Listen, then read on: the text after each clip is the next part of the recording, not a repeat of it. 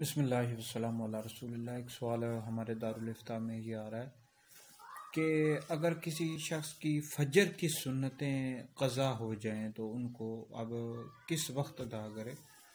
तो बाज़ औक़ात ऐसा होता है कि बंदा फ़र्ज़ पढ़ लेता है, सुन्नतें रह जाती हैं।